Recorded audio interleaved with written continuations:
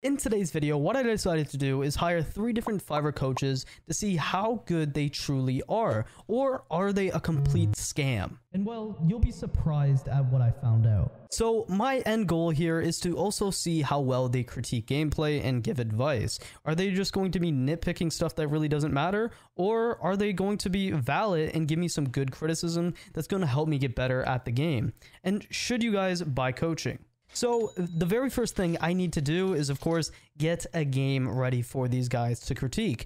I'm going to make some very obvious mistakes as a Rainbow Six Siege player, and I'm just going to see how they critique it and how well they critique it. Are they going to just point out what I'm doing wrong, or are they going to actually give me good advice? Well, let's find out.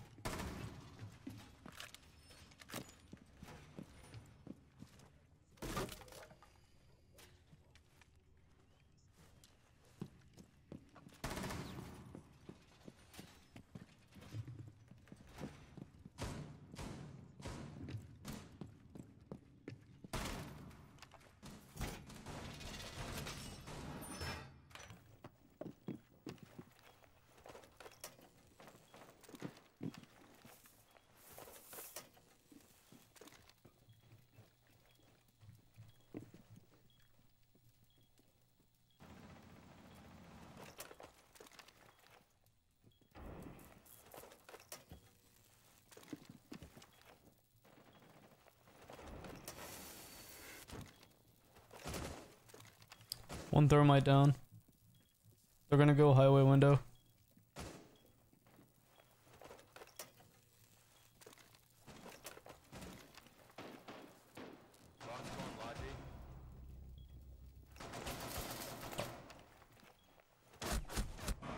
Yeah, he bucked down below. Wonder if there's a way I can... I think they'll see me right here.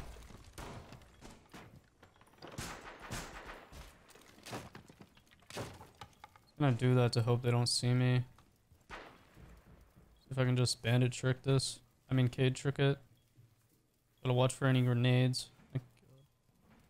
Yo, Blitz is rushing downstairs on call, like kitchen hall maybe. It's Monty, it's Monty. Oh, it's Monty. Heard.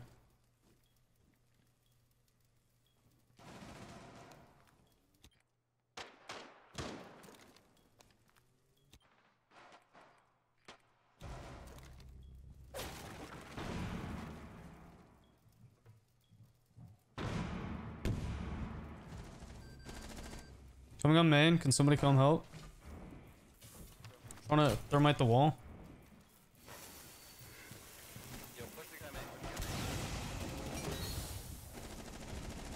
Main breach. That's bomb.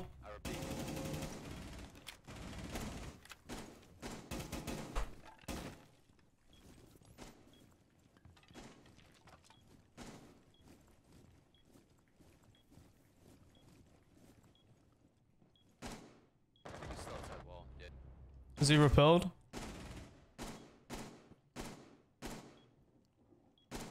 He's repelled. Any info on the other guy? No, not on cams.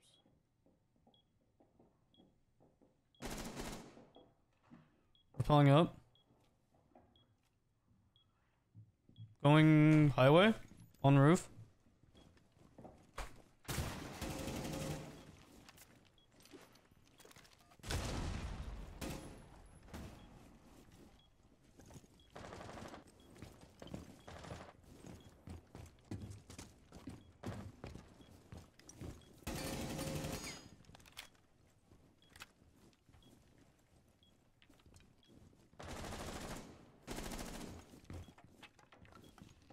Yo, on jacuzzi.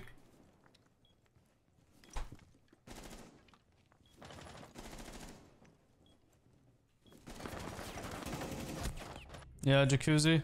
But he's close left side. No, right side, my fault. Damn. This is a white head. I didn't see the head. I'm trolling. Yo, can you guys play downstairs for the book? I got you. Yes, sir. Thank you. Nice teammates are actually talking. Not seeing any more drones. They didn't take garage last time. They're pretty one-dimensional with their takes. D1 butt slit. What the hell? God, I hate these warden picks, man. Seems like such a waste of a pick. Just gonna pre-place my bandit wires. On roof. I have nobody in my garage. Actually, I do. I have Ella. Anybody watching con? Yeah, I have my warden. I mean mute. Warden's playing tucked. Thorn bottom.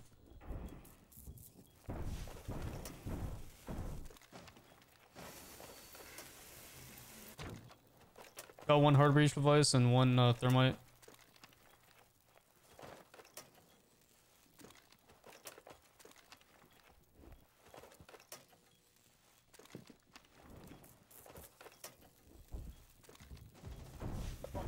Two thermite wires down.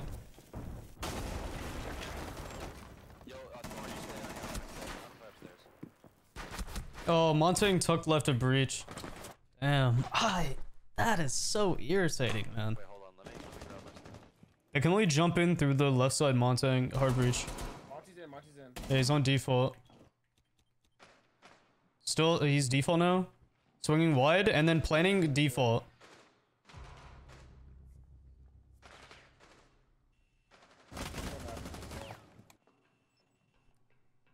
Thermite's about to jump through window.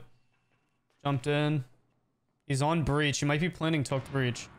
You can find garage. Yeah, you're good. Nobody's rafters. He's tucked right a window. On default now. They're both dead.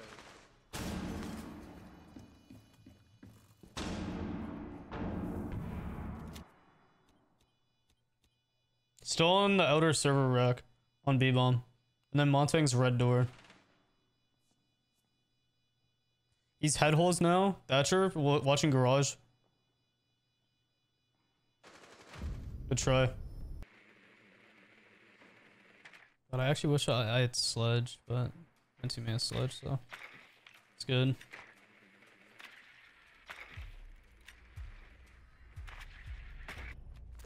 Oh, I thought I changed my spawn, man. I'm trolling.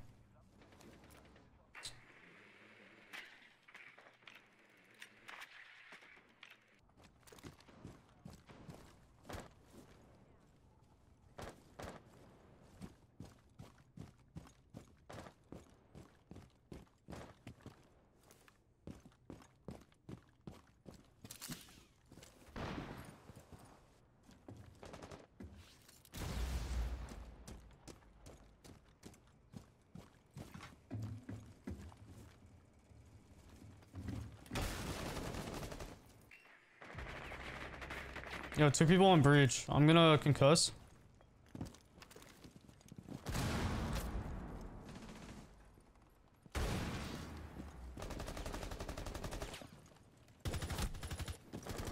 Yo, get ready. 3, 2, 1.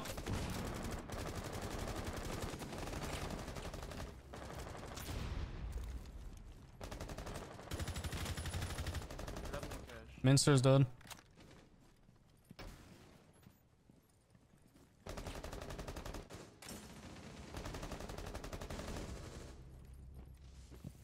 The hell? Why is she so fast?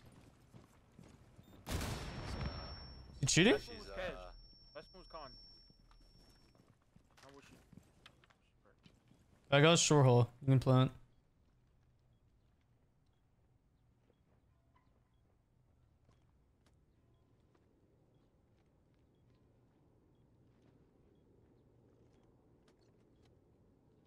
I'm watching con. Yeah, I'm watching long.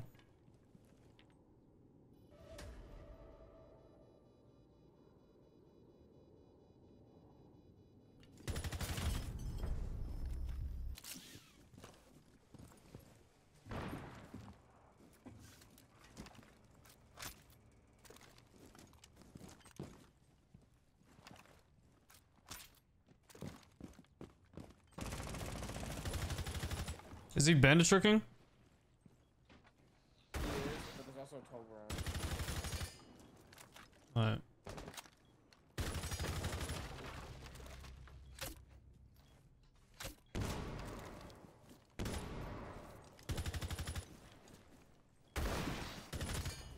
That's Tubby dead.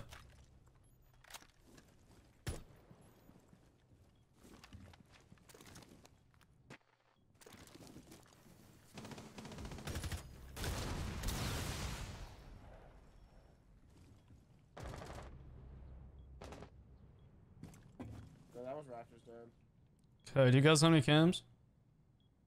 Yeah, I got drone. Hold on the drone. Red's clear right now. Alright, do I have any cams up that I can drone or no? Your red is I good. think they're cash. Oh, Doesn't- what's doesn't that? look Cash like door, it. cash. Yep. And Maestro's Right. also in cash. Maestro's cash. It's good. Top right, top right. Oh, he's right. Good shit. Stuff. The vigil. I don't have any verb play. I'll go buck, I guess. Try to get my drone up here so they can hear it. They have a zombie. Okay, doesn't have gong. Oh, he does. Okay, cool. They have no rotation for blue. They only have it for church.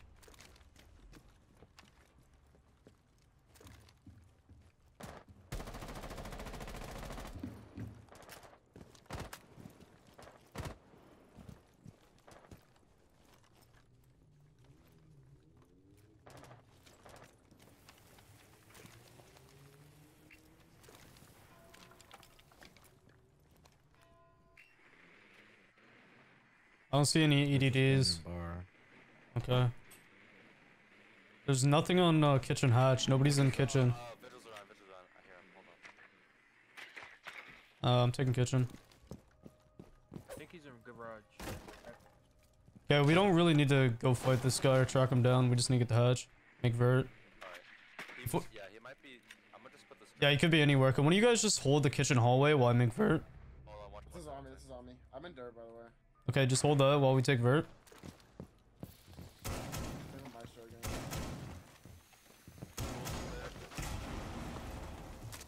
That one's clear. Alright, you can take top. You can take top. Okay. Thunder, like, push me in dirt. Vigil lounge. Killed somebody out. He went garage. He went garage. Bottom garage. Any idea where these cams are or no? Nice, nice. There's one Maestro cam on the box. Maestro's lit on church double. Dirt, by the way.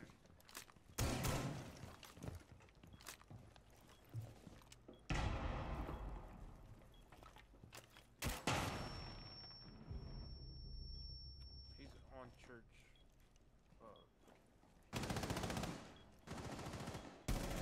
That's Maestro.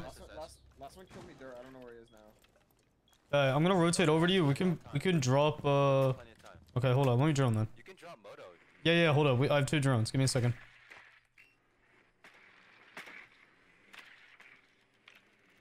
Yeah, he's AK rack. I have that. I have that cam. He's still on this keyboard. Alright, on this one thing. He's standing. Go in the hallway. No, right. Jenny. Let's go. Which is good stuff. Step 2 is now to find the coaches on Fiverr. So I don't want to just send them like a clip of mine. Analytics of you playing one ranked match, providing you with the points and improvement and other tips. I like the sound of this. This sounds hilarious. Oh my god, he drops the entire... Okay, so I got one. I want to get like a very cheap one. I will coach you in Rainbow Six Siege for cheap. Offer R6 coaching for cheap, one-on-one sessions, or send in a VOD and I'll help you in massively. I am a girl gamer. I mostly entry and realm operators, SN3 in Valorant, Diamond, and R6 playing FPS my whole life. Ooh, okay. So I have this gamer girl, and then I have this other guy who will sit down with me and rank. This sounds fire, I'm not gonna lie. Okay, so the third person, he actually did not respond, so I just went ahead and ordered from KO, which I'm actually very excited because I follow him on Twitter and he has some really cool breakdowns as a coach, so I want to see what he could do for me. And step 3 was, of course, sit down and see what they had to say about my VOD. Now, I'm going to start with the most expensive, starting with KO. With KO, I spent 45.38, and with this, I get a full VOD review and an hour call with him. He also sent me this very long Google Docs for me to review before our session. Hello? Yo, Jamal, what's up? How you doing? I'm doing very, very, very good. Thank you for asking. What about you? I'm doing pretty good. Thank you for asking. Well, no problem, no problem. All right, so before we actually jump to the stuff, first I would like to ask you something. Yes, sir. Would you like to be playing with people that play competitively, won some LAN events and such? Because I host in my Discord community students only 10 mens. Okay. You want to? Would you like to join? Yeah, you can totally send me an invite, and yeah, that'd be cool. I will do that. Thank you. And I'm not sure if I'll be ruining the video, but I think I know who you are already. Wait, what? Are you Garfield on YouTube? Because you definitely sound as one. Mm, Do you know who Garfield is on YouTube? like Garfield's dog? Yes. No. Do I sound like him? You sound exactly like him. I was just once with him in the voice chat. Yeah. He did Floor's video. Okay. Yeah, no, I just got back into Rainbow Six Siege the last few seasons, so like actually this season, I mean. Like I've been playing a lot of Apex Legends the last like year and a half, and I just got back into Siege. Awesome. By the way, I did see that on the Rainbow Six tracker when I was going over your. By the way, don't worry, I will give you extra time. So this kind of talk doesn't matter too much about the 60 minutes. Yep. So no need to hurry up. But when I was checking your Rainbow Six tracker, I saw lower rank, and I was watching the watch review. I see mechanics are extremely good. I checked. He just played 20 matches, and okay, it makes sense. Because then I actually realized that you were a pretty high rank. I know the rank doesn't matter too much, but when I saw initially your tracker, it felt like it's going to be fun. Let's say that way. Yeah. Cheaters got very bad, and then like I kind of just stopped playing Siege because solo queue kind of just sucks. So I went to Apex. Of course. So usually what's going to happen is I'm going to be asking quite a bit of questions. Okay. That way I'm going to teach you how to properly analyze your stuff. I'm going to help you, but the questions can sometimes be very easy, sometimes very hard. We'll do quite a bit of screenshots, like these epic pen stuff. Yeah, no, that's great. You will have all the screenshots with you. You'll have all the screenshots with you, so you can always go back to it. And you can share this with anyone, whoever you want. Okay, fantastic. Okay. Yeah, no, that's great. Awesome. Okay, and then let's start with this properly. So before we jump to the match you play, do you have any questions for me from the comments or anything else? No, I feel like I'm kind of just getting like once again kind of raw dogging back into Siege. So like I know the meta has changed quite a bit since I last played. So like yeah, like I'm kind of just raw dogging this, to be honest. Fair enough. It actually felt like you are kind of just playing some very safe operators. Like you can't go wrong with the Bandit, you can't go wrong with the Zofia. Yeah, exactly. But we'll talk more about that as we play the game. But fair enough. Yeah, Zofia's fat now. I'm like wow. As well, Zofia back in time was even better. I mean, technically better because now she's free armor. She's right, slow. Right, yeah. But she was 2-2. All right, that's and then next thing what I would like to ask you is, and very first question, if you have to say 3 most important things for the comments, feel free to check it. What would you say? What are the 3 most important things? That's a good question. Let me go back. There was one comment that said putting a drone in spawn is the worst thing you can do with your drone. Outside getting it shot. I in solo queue personally, like I see you writing it down. We'll get back to that in a second. When you said attackers realistically couldn't do too much with the breach open, were you talking about the CC breach? Yes. So okay. Can you see my screen share? Yeah. Like CC breach, the flat. Okay. So what do you think? Why did I say that? Let's discuss that point. Yeah, like that's one thing I was a little bit intrigued about, because like isn't that like a prominent angle if they're going for like a default, which is a garage, flat take, they open that and then they have a central cross for the person going in garage with bomb to jump in and try to get a default plant? Like for the swing, yeah. All that you said is correct. The only thing that is missing from this specific match is the garage take. Yeah, So yeah. when they open up the breach, they can't do anything. It's necessity, but it's not enough. Okay, got you. But Yeah. if Mhm. Sorry for interrupting you. Yeah, I'm just No, yeah. that's good. That's good.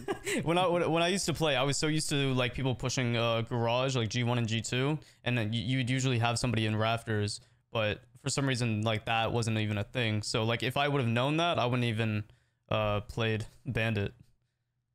Yeah, so for example, you got killed from below, but usually what's going to happen is a nade from here, or capital bolts, or simply Zofia concussion mine. There's so easy ways to deny the breach. So against good enemies, the wall will get open up. So what you can do, you can play with the Azami, not banned, perfect. Azami not even picked. Play Azami there. And what you can do with the Azami, so by the way, whenever I take this, I take a screenshot so you know what I'm taking. So Gotcha. let's say that you play around this area first. Very nice wall to reinforce is something what you can think about this. Why? If this wall is reinforced, then can them from outside, if they open up the breach, see you? What do you think? Yeah, no, that's solid. That's probably even a better plan in solo queue. Yeah. Okay, wait a second. So this is already one out of many things. Another thing is there are the holes over there, right? Kiba, I'm assuming you know what Azami can do. Yeah, She Azami can knows. block these holes. So the moment they start pressuring, well, from here you can already put a Kiba barrier. Now you can be playing in two platforms. They open up this bridge, well, you say, not anymore. Block the window and you can start playing over there. Like you can play your own game in the garage side. Now, I'm not saying that this is going to work against 5 stacks because it won't, but against ranked players, which probably do not have too much game knowledge, they will not be pushing from here or from there, then it's probably going to work. Another thing to consider is that, like I mentioned, the moment this door gets opened up, so you don't need to use Kiba barrier, still you're not getting pressured. Does this make sense? Yeah, that's a very good explanation. So let's see the clip, and then we'll analyze the clip.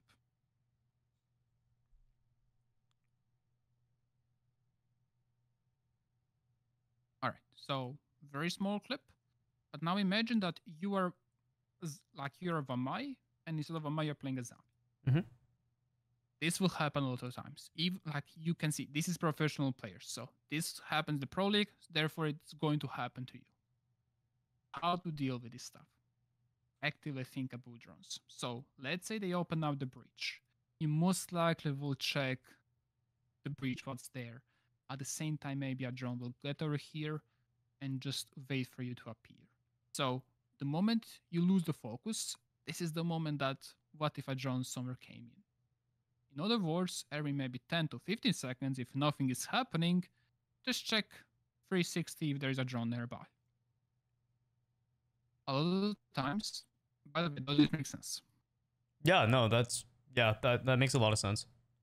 So if you, by the way, if you're playing on 5 stack, what you can do is you can ask Ying, yo, use Ying Candela, 1 Candela. This guy will definitely watch and then put a drone there. I can guarantee you this garage guy will not even see the drone coming there because he's tunnel visioned. Happened to Pro. Very true. This is something that, for example, casters a lot of times in the Pro League just say that they're wasting utility. Attackers are wasting utility. They're not. They're just doing something in the background that the observer cannot see, and it's hard to see. So I'm not blaming anyone. I'm just blaming that you can't really jump to conclusion as a caster over there. Another thing to consider is like there are default drones. Sadly, you can't see the vent, but you know there's a vent there, right? Yeah, you can like hop up and parkour it. Yeah. Perfect. At the start of the round, check this camera. This camera can see that vent. So if they're hidden, with the camera you can very easily see if they prep the drone above. That's why I disliked having drone above with the competitive. In ranked, again, no one knows about this small trick. Overall, like when you play Azami, make sure that you check for the drones, reinforce your fall for garage walls. So let your teammates reinforce this. Most likely your teammates will reinforce this in the higher ranks. If not, then reinforce this wall and then reinforce these two. These two are more important. If you have enough time, reinforce these two, but I don't think you will have enough time. And then hunt for the drones from this position and wait for getting pressure. If you're not getting pressured, then you have two options. Either it's time to flank, or for example from here, contest their entry. Yep. You can see all the way to door. Perfect. This is a let's say little bit of solo queue playstyle. Got you. Got you.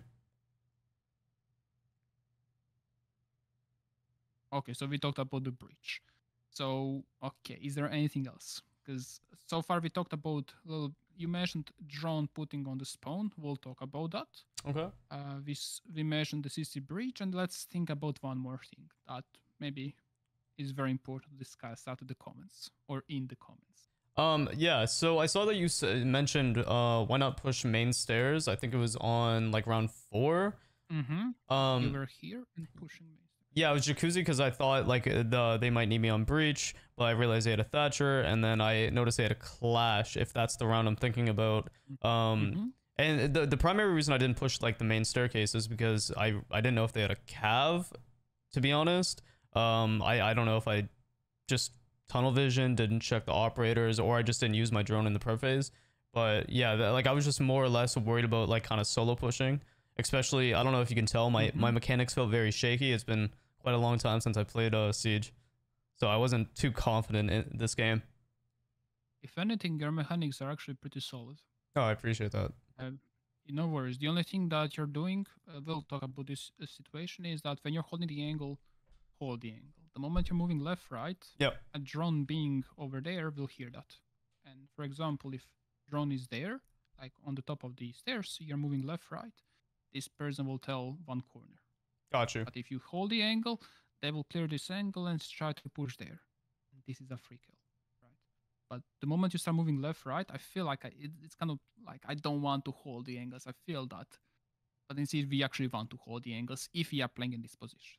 Yeah, We can just talk more about holding angles. Sorry, we can talk more about holding angles, but you actually held the angles very good. You know what pixel angles are, and you know what passive angles are. So these are the two types of angles we want to hold. This is neither, but this is a situation where it was fine for you to hold. But then you hold the angle. You don't move left, right, because the drone will hear that. Drone outside, they will hear sound coming from the right side. Well, this person doesn't see anyone there. He knows that someone has to be on the right. Therefore, he knows where you are. So don't give away your position by moving randomly. Yeah, I was noticing I was doing that in like BRs, like for example Apex. I don't think there's any audio when you go left and right, so I'm just so used to like ADing while like healing, just so I don't get like beamed. Fair enough. Something worth here to mention is whatever you hear, they hear slightly bit more. On top of that, there's just one thing to think about. When you rotate your drone, you will hear sound, but they don't hear the sound. So for example, let's say that you put a drone something like here, and then you hear them going to the stairs. If you rotate, they won't hear anything. But the idea behind rotating is that they don't see that yellow, blue, red tint that the drone is active. Got you. So, or if your random teammates are on the drone, just rotate, they won't hear it. But anything else, you make a sound, hear the sound, enemies can hear it louder. Just have that mentality. All right? Okay. That's for the sound. Now for the main push. This is now important thing to consider. So there were 2 people plus you there. So overall 3 players there.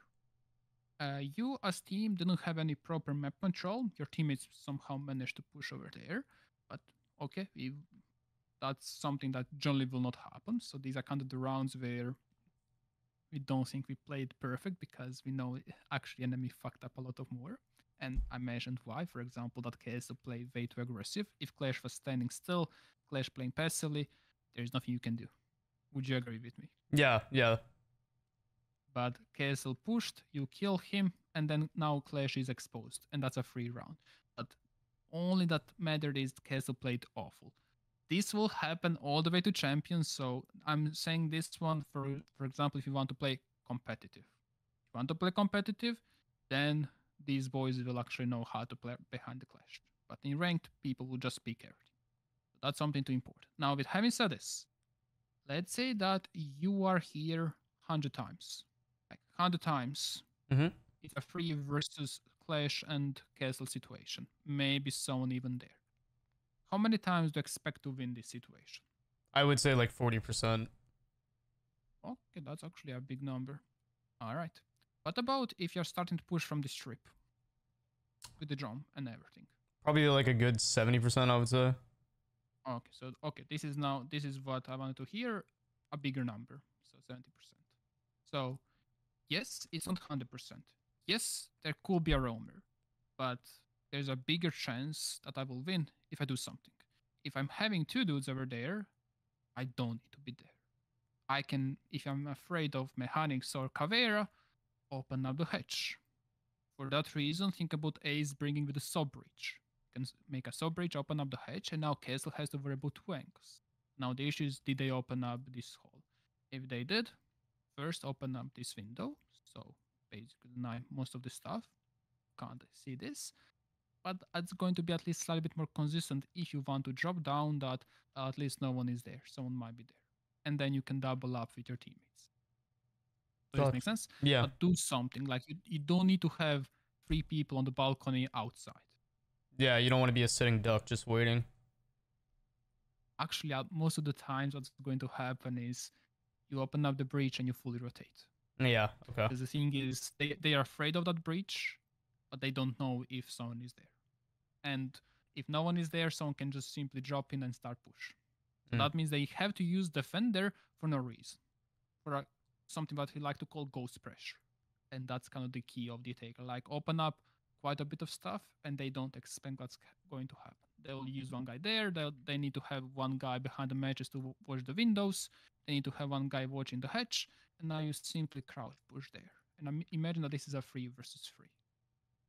There will be a hole. So if this green guy was watching the stairs, you simply drop the hatch. Again, you win the round. Because when you're playing over here, you kill the yellow guy. And now your teammate can push. So if you have multiple entry points, and especially in the late round 3 versus 3, it's basically a round 1. You just need to find that loophole. And usually the main stairs will be a loophole, because people will rely on, well, no one will do that. That's why you do that. Does this make sense? Yeah. Okay. And usually the solo queue, you generally don't want to be pushing from the team. So thinking about how to make a straight push more consistent is great. The very first issue that you might encounter is, how do I deal with the trap on the stairs? Well, what do you think? What will be the best approach to deal with the trap on the stairs? It could be barbed, it could be a proximity alarm, Fenrir, you name it.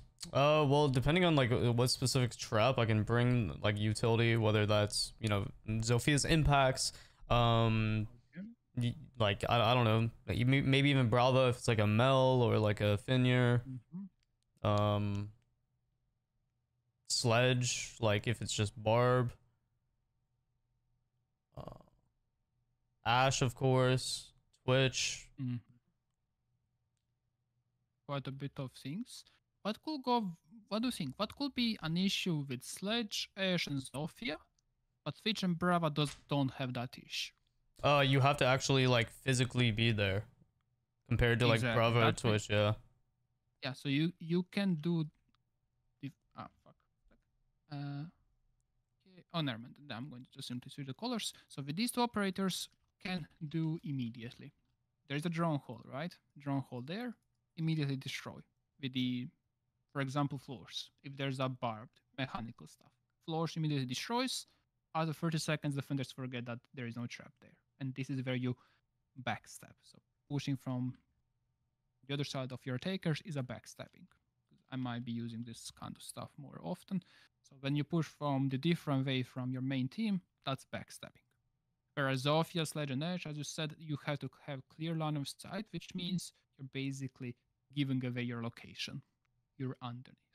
So for example, this is already one part of planning how the solo queue should happen.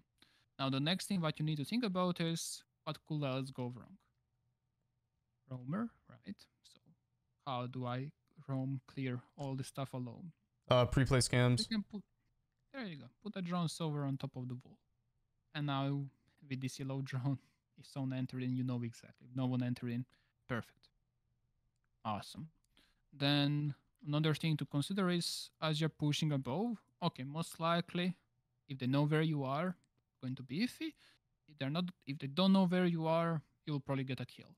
Let's assume they know where you are, so they know that you're backstabbing. What all are the issues now? That I can get peeked from multiple angles, or I just have them focusing on me. Awesome. So that means let's say these three angles, and let's put your angle as well. And this is now a kind of a rule that you can follow in the solo queue all the way to 5 stack. If crossfire, think about smokes. If making easier gunfights, think about flashes. So honestly, in solo queue, I prefer flashes over frag grenades, and I prefer smokes over frag grenades. Honestly. Uh, Obviously, if I have a specific idea behind a frag grenade, then to use a frag grenade. But if I'm using just for the sake of having something, then I would rather use flashes or smokes. And throwables are the king of solo queuing. So for that reason, I dislike Ace. I dislike anyone that doesn't have something to throw. Another reason I love Ying is, well, you have flashes and smokes. Mm. So crossfires, I can smoke this off, and I can push the person. I will probably pre-fire the pixel angle and pre-fire the corner. And I'm sticking to the wall, and I'm pushing over there heavily. That could be one of the ways. Another way, depending on the situation, was the hedge opened up, which most likely means this angle does not exist. I'm going to smoke this off, and then since this bridge probably will be open up, I can do something like this. If this bridge is not opened up, I'm going to pre-fire this, push down there. Does this make sense? Yeah. So I'm kind of planning my whole round. Now I'm not stuck with my plan, because obviously if there's going to be a warden or something, I'm going to say fuck this, let's do something else. That's why it's nice to have a different kind of approach. Warden cannot be everywhere, right? Warden is only on one position, Yeah. hopefully. That's now we kind of, if you not sure if you did realize that we kind of made a solo queue strat for this. So we need smokes, and we need someone to deal with the traps. I don't know what ops have that. Does Twitch have smokes? Does Brava has smokes? Yeah. Yes. Okay. Yeah, that's perfect then. Perfect operators for this. Just keep in mind, if barred wire, that's an issue. Mm. You can always think about of Yingo is always a good operator. Yes, you probably will not be able to destroy the trap, but what you can do is use Candela, push through, use Candela, smoke this off, use Candela. This gunfight is easier. Mm. That's true. So you can use Candela in order to brute force yourself from a trap. Something that I like to do, this is going to be on Oregon, on different map, Oregon.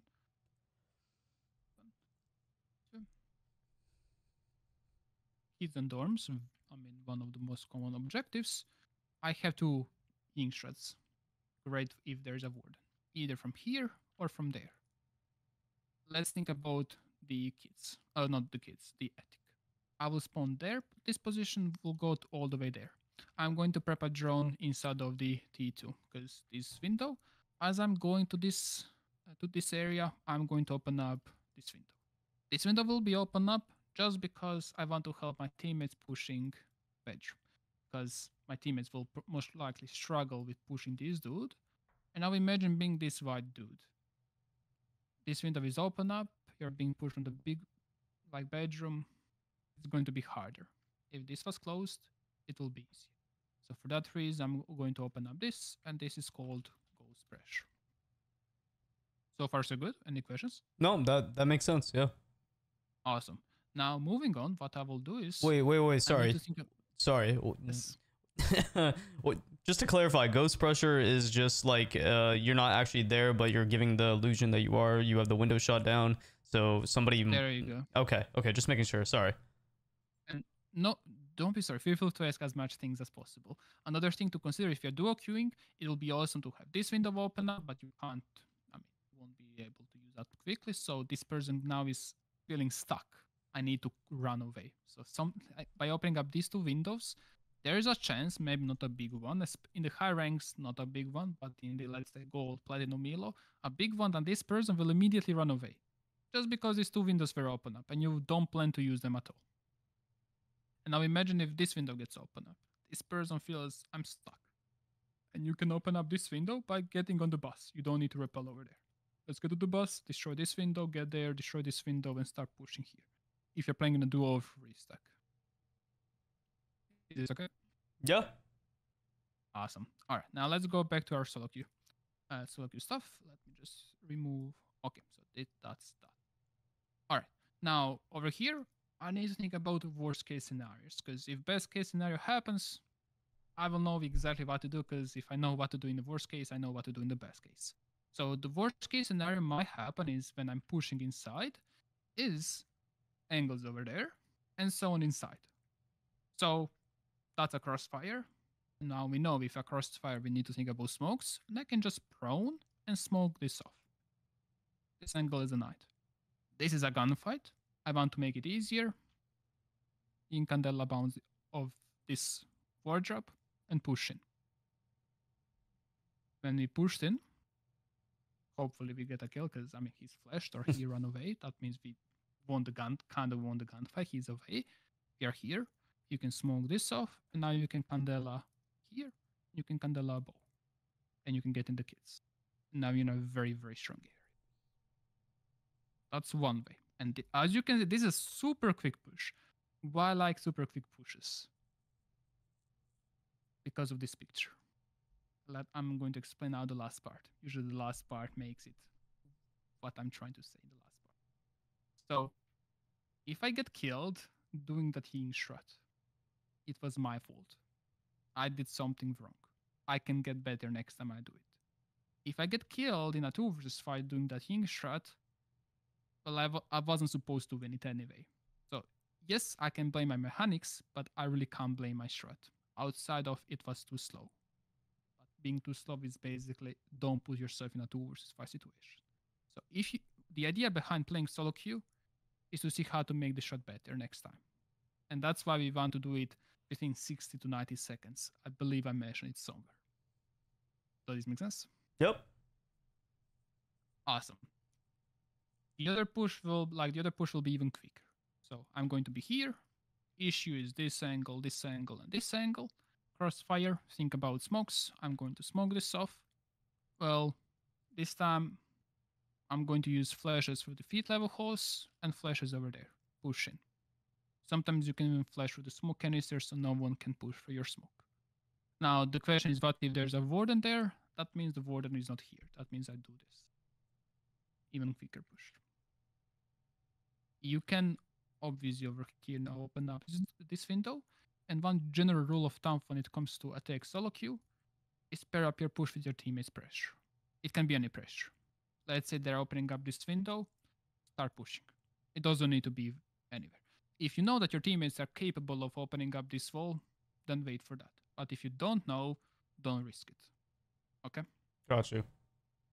This changes if one of your teammates is good. If one of your teammates is good, try to play around that person. But solo queue is as long as you don't know if you can rely.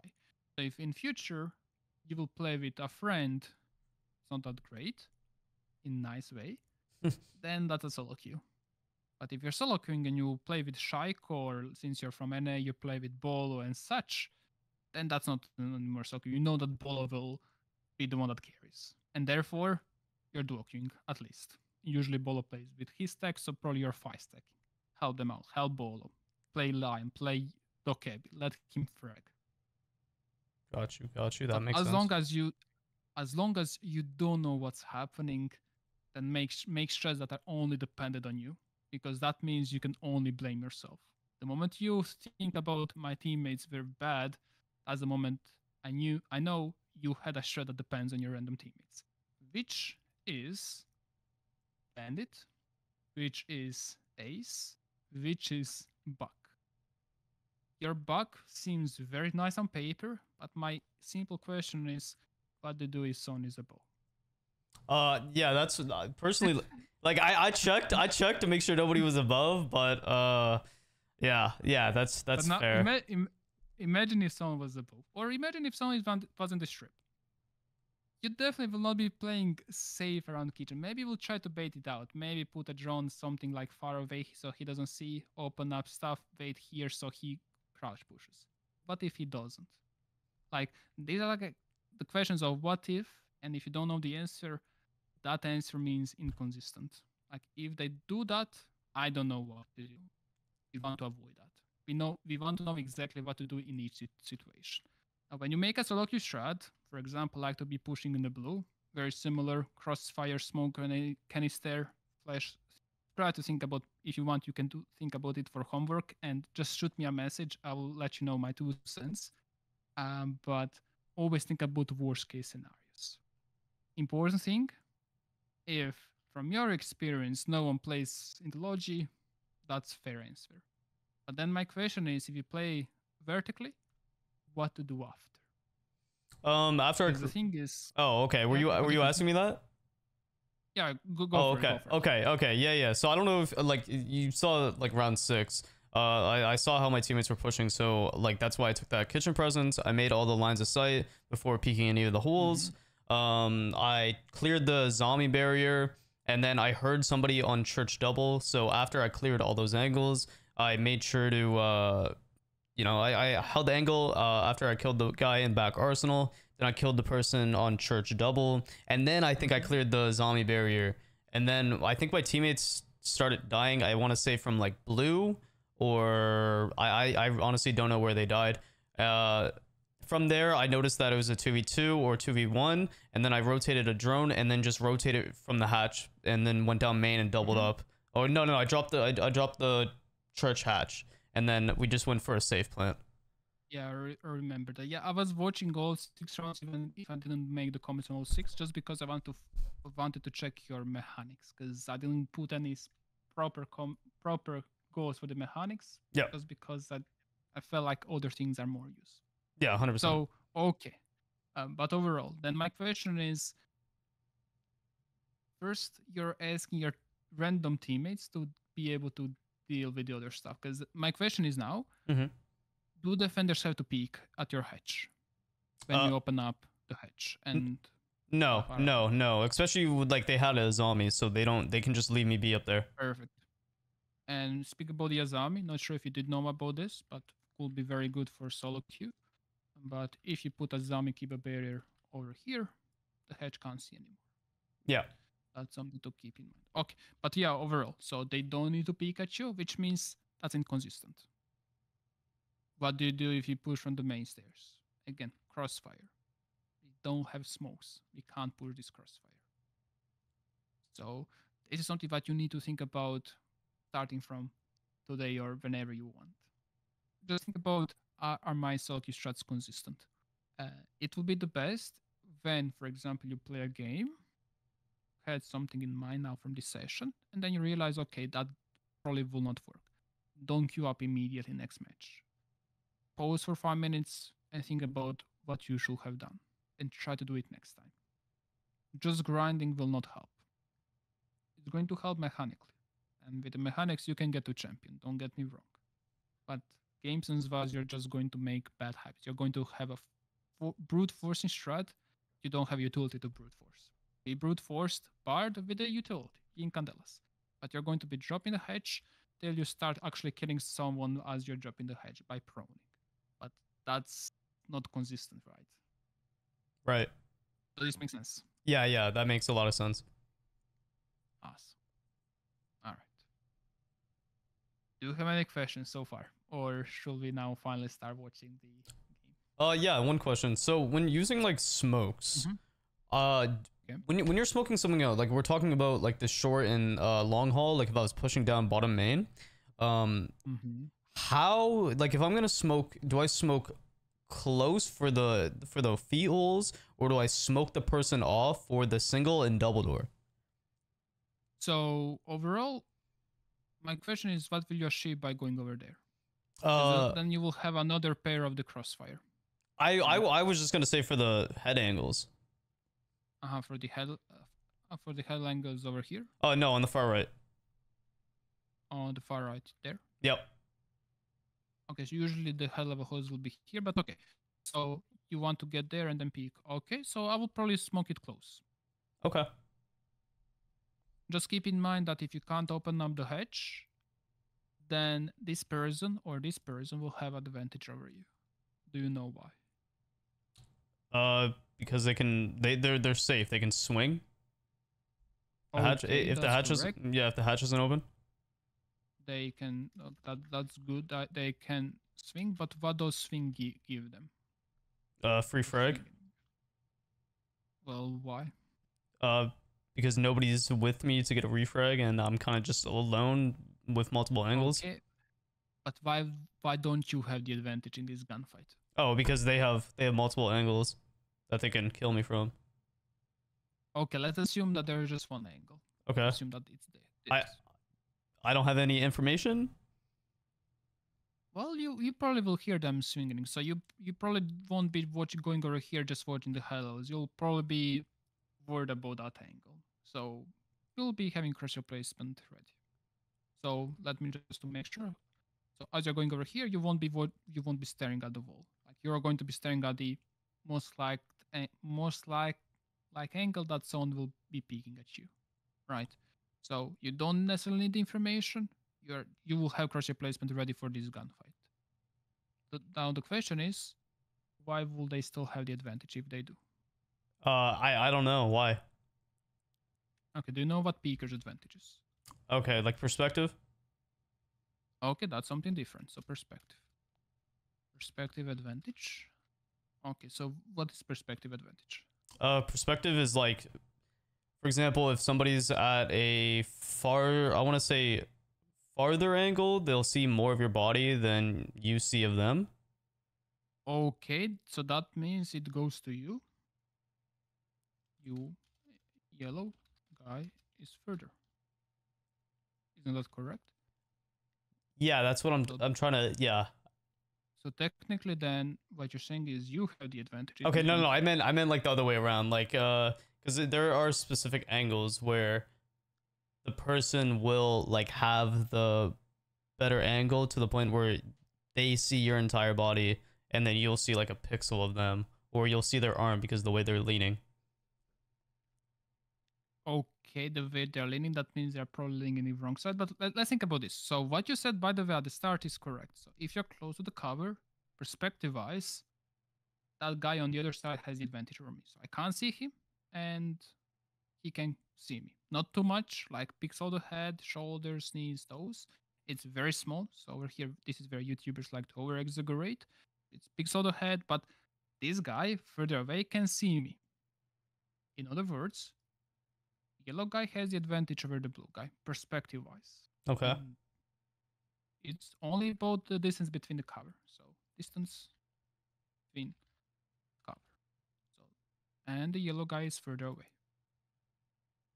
Alright, so I mentioned peeker's advantage. So obviously peeker's advantage will beat perspectives. So have you ever heard something called ping? Yeah, ping, yeah. All right, so I'm going to just do this because I will need more space. So what is ping? Ping is just like your like, I don't know how close you are to the server. The lower the better. Okay, so exactly, the lower the better. It's measured in what? I actually have no idea. Milliseconds. Okay. So basically, it's time. Time for as close as better. So let's say that this is you, this is enemy, and this is Ubisoft. If you want to go to, let's say that you want to go here, you want to press W, which means you need to send information to Ubisoft. Ubisoft has to send information to enemy, and then basically what's happening is enemy sees your information late. He's delayed. In other words, if I need to go a little bit more in detail, let me know. So in other words, what does this mean is if you're going toward this side, if you're here, enemy sees you there. Just because this is that delayed time. Does this make sense? Because I have a proper clip to explain this even better. If this makes sense, let me know. Yeah, no, that does make sense. Okay, so now why this is extremely important is, let's say that I'm going to recreate the situation there. So we have something like this hallway. If this guy's peeking and you're there, then since he's moving, you see him on their ghost. So this is also called ghost. You see their ghost, but they can see you, right? Got you. And therefore, this is peeker's advantage due to the ping. All right. But there is one more reason why they have the advantage over you. And I don't think you will know this. Mm-hmm. A lot of people think that this is the same thing. Would you like to give it a try to think about slightly bit more, or should I give it? No, go ahead. All right. So there is something called initiating the gun. I'm going to explain this using real life example. Initiating is starting. So, do you drive a car? I have, yeah. Okay, you have. Perfect. So let's say that you're driving a car and a car accident happens. So car accident. How to remember it. Your reaction time by that will be default. So no need to say any time, it's just default. Now imagine the different situation. Car accident is about to happen, but I will let you know 1 second beforehand that the car accident will happen. What do you think about your reaction time? Will it be quicker or slower? Or the same? Would it not be quicker? Exactly. So if I mention about car accident, reaction time will be quicker. This has nothing to do with anything else. It just means that when you know that something is about to happen, your default reaction time, human reaction time, will be by default quicker.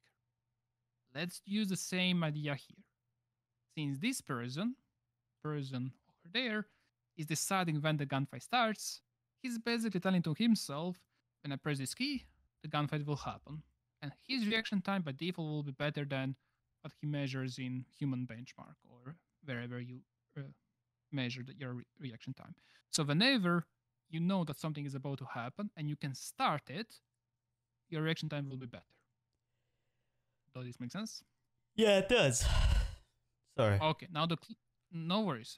The clear difference between perspective and initiating is the clear difference between peeker's advantage and initiating is peeker's advantage is ping, so it's technical, whereas initiating is you, the car accident.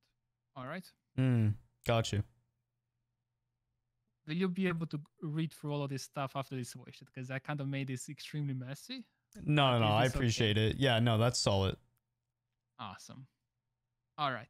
And now let me confuse you. This is, I mean, if you will be watching YouTubers, which you definitely should have, but you always should take them with a grasp of salt. Mm-hmm. Just because, let's see this clip.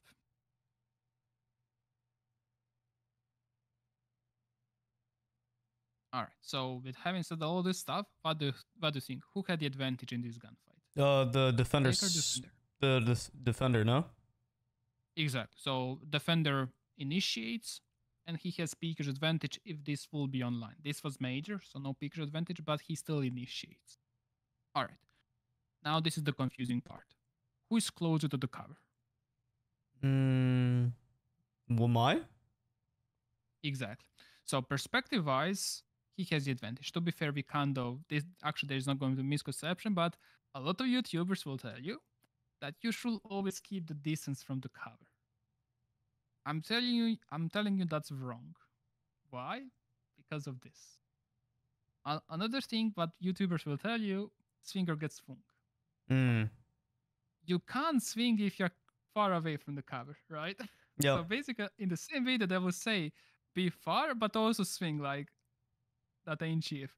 So if you hold a pixel angle, keep it slightly bit further away.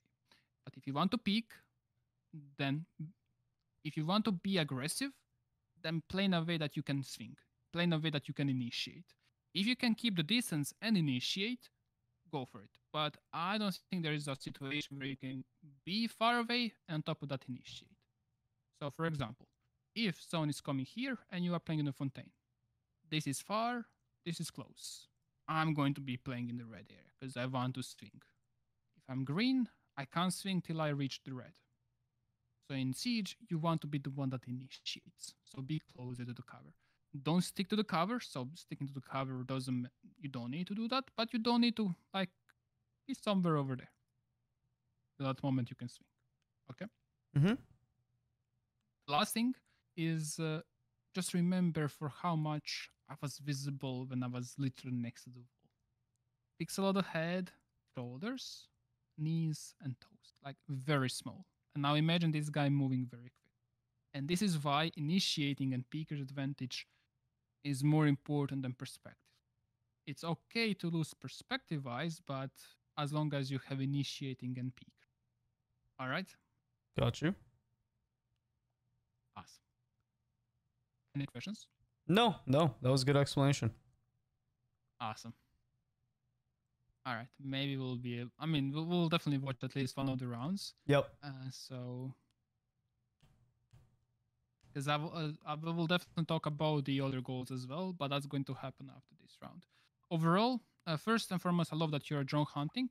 Suggestion: you think about spawn peeking drones. So destroy the barricade. There will be that happens in comp matches. Yeah. What's going to happen is, especially with the Solis, let's think about Chalet. Let's think about Theme Park. That's not that happened in the comp beforehand. And then let's go to Clubhouse. Now this is all on top of my head. There's probably more. So Clubhouse, exactly like open up this barricade and destroy the drones. Theme Park, open up this barricade, destroy the drones. Cafe Dostoevsky also happens, but Chalet, this barricade, destroy the drones coming from the hill. Foam peeking drones is actually pretty. I love it. Cafe Dostoevsky. There, probably on a lot of maps you can do it. Open up this door and spawn pick the drones. And especially there's a drone hole by the rise. By the way, speak about the cause. I mean, I totally understood you, but this is C2 and C1 catwalk or rafters. I think you said G2. Just be careful. Oh no! What I was calling G1 and G2 was the bottom soft walls. Yeah. Fair. So usually this is called B1, B2 because of the bikes. This is usually called grinder because grinder. Yeah, But no. okay, I was more or less like referencing like the soft walls if they're opening the wall. So if they're like, fair. yeah, they're peeking the one of those breaches, I'll just be like, he's on G1 breach or G2. Okay, fair enough. Actually, I have never heard that one, but that's a good call. Just not sure if your teammates will understand that. I never heard that. Maybe it's more of an NA thing because I play in the West EU. Yeah. I never have heard like garage walls is for. Yeah, no, that's fair. All right. Okay. I could not find this goddamn drone. Yeah, sadly. Yeah. Some cool drones, since I don't like the drones that takes a lot of time, like getting over here and then on deceivers. Just put a drone like behind this stuff over there. Gotcha. Or put a drone inside of there. Put a drone over there. Like these are better drones. Why? Essentially they're the same thing, but you need 2 seconds to put there. And the moment they're put, similar to this, you won't find it.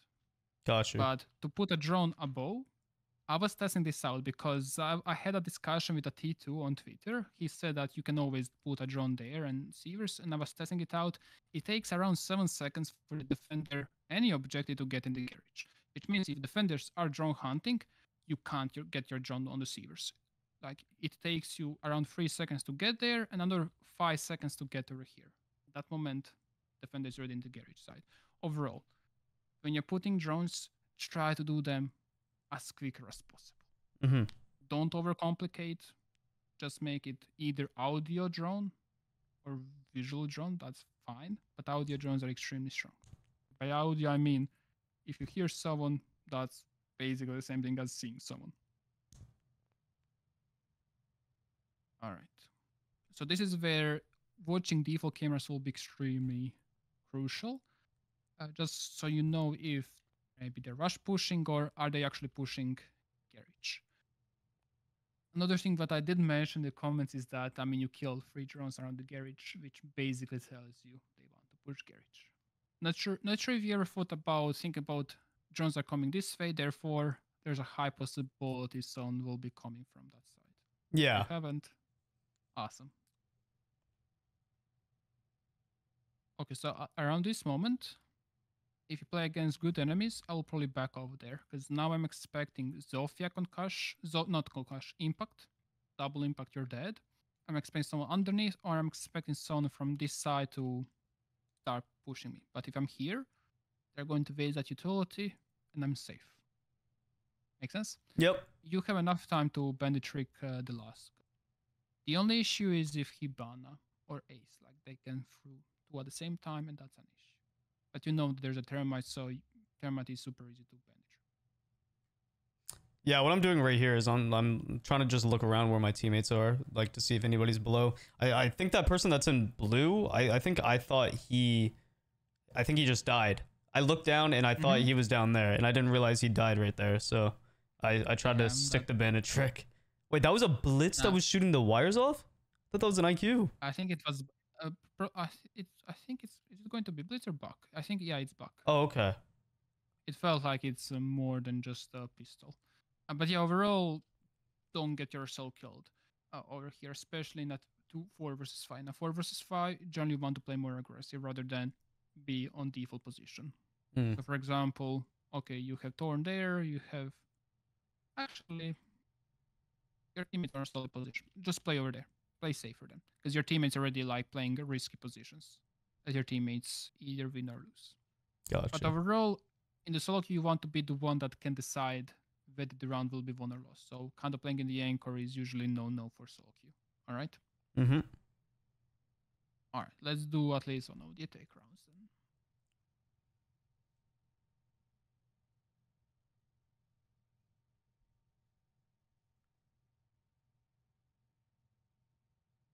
All right. This is the clash one. To discuss the clash one, let's then jump to a different one. This is going to be CC. No, this is going to be, I believe, basement. CC.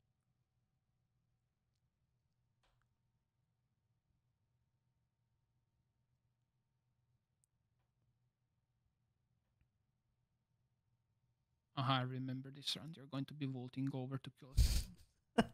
Yeah, I jump in the window. Your average Ayana and Warden main. But honestly, there's a selective strat evolving like around that. If you want, you can, for example, use floors. You can use floors drone over there, flash this position, and push immediately to kill the garage guy. Let me explain the thought process. Flash and floors drones are extremely loud, which means they will not hear you vaulting over. That's really the first thing. Second thing is, who the fuck vaults over? Third thing is, if they have something over here, with the floors, you can destroy it before pushing it. And fourth, this person will be focused over there, this person will be focused down there, and this person can't peek at you. This is actually pretty strong strat if you think about that. So first, it's extremely good because they can't hear you pushing. Secondly, they're being contested from different angles. And thirdly, when you kill the garage person, just play over there and you're already in the strong position. Does this make sense? Yep. Get your teammate to get garage. And now exactly what you said, when this gets open up, you have the round one. All that it takes is vault over. Now think about how to prep your drones. Do you know how to get a drone from the outside to here? On the side, right? Yes, but do you know how to? I don't think so. The tricky part. Okay, I'm going to show you. This is a very old clip, but it still works. And it's on a session that I haven't opened for years,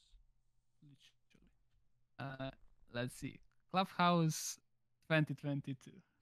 Well, it has been like a year and a half. All right, so it's going to be somewhere.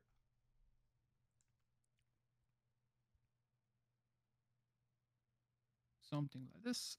And if you have issues, let me know. I will make a GIF and then I will send it to you. Got you. So you can do this way. And there's another parkour drone spot since we are here. It's something like this on the other side.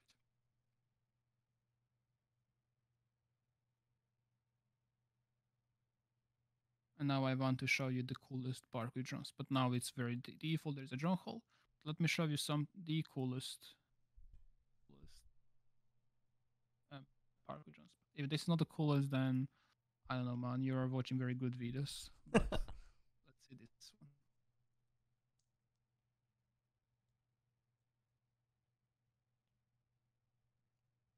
one. What the hell? You gotta destroy the default game. Like If you had something seeing something better for the outside, then I have not seen I that. quit No. job. This is some like Assassin's Creed. But yeah, the reason I'm showing you these three is that these are extremely useful because like putting a drone in the aqua on coastline, you have to do it either from the inside or this is 100% safe. And now on the clubhouse.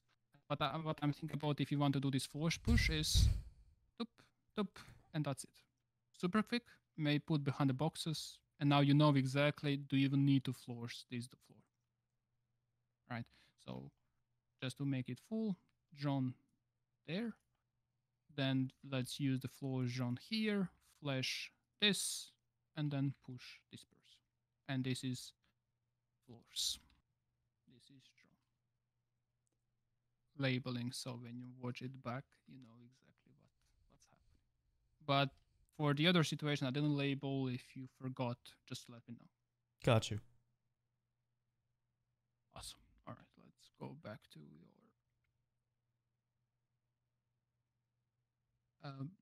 pre-firing. Yeah. So basically, do you know when not to pre-fire When shouldn't I pre-fire? and not to pre-fire? So this is going to be the very first time where I ask when not to do something because when to pre-fire is such a huge list. It will not be on this frame. So think about two very simple reasons when not to pre-fire. Let me make it. Don't think outside of the box. Like think inside of the box as much as possible. Honestly, When not to It- it- pre-fire? very simple reasons. That's an interesting question. I actually don't even know. Like, what are you thinking? All right. So what could go wrong when you pre-fire? What do you think? Like when you get a call out. Like when you know. Get a call out. Oh, like when you know that the like common angles, you're supposed to pre-fire common angles, spawn peaks. Okay, that's good. But now let's see why do we pre-fire these things? Because I don't want to list the 30 lists when to pre-fire. It's easier to list these two things. So what could go wrong if you pre-fire? So when you pre-fire, what could go wrong? You give intel of your position. So when you want to be sneaky, yeah, being sneaky. you waste ammo. For example, we talked about that. Okay, something with the ammo, that's true. Usually you won't be running out of ammo, but something with the ammo. Would you pre-fire if you have 3 bullets remaining? And then you have to reload, the enemy player peaks. Exactly. So low on ammo, and you cannot reload safely. Okay, so this is, as you could have seen, it wasn't hard. It was maybe it was hard just because it's very easy. Yeah. But this is now the next part is a little bit more important. Would you prefer if there is a 10% chance that there is somewhere someone? Shit, why not? Might get a free Exactly. kill. So you're not in the. There you go. There's a 10% chance. Now the most important, the biggest issue that people have when it comes to pre-firing is there's no way I kill the person. And I totally agree with you. 10% chance is a very low chance. But the thing is, you're not going to be pre-firing once around. You're going to be pre-firing 5 to 6 times. Now, my mathematics people will hate me for this, but if you pre-fire 5 to 6 times, this basically becomes a 50%. You can't do this, by the way, in the mathematics, but it's going to be bigger than 10%. That's my point, right? So don't think about one pre-fire. Think about if I pre-fire enough, every second round I'm going to get a kill just because I pre-fire, just because I use 3 bullets at once. Got you. That's a huge number. So if there is a 5% chance, pre-fire, because another time there is probably going to be a 20% chance. And it's going to basically be the same thing. So pre-fire as long as first, you're not trying to be sneaky and you just spawned, so you're not sneaky. And 2, you have enough bullets. Well, you just spawned, therefore you pre-fire that. Okay? So this is something is extremely important. You don't, like most people don't pre-fire enough. All right. I mean, that, for example, is 2% chance, and why not? Why not? Yeah. Let me show you something similar again from the Pro League. Let's see the clip these are the shoots we live for. Like when I make this shot, all my friends will know about this like immediately after the round. So, how hard is it to hit this one? It's easy. Like you need to have crosshair placement. You need to pre-fire. As easy as that. There's no recoil control. Like because when you pre-fire, you don't pre-fire 20 bullets. You pre-fire 1 bullet. Got you.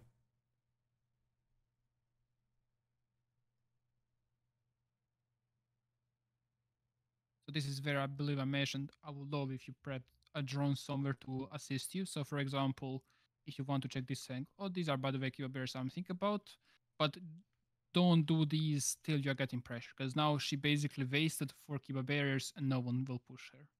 Mm. Like if, for example, she could have easily just stopped your angle, right?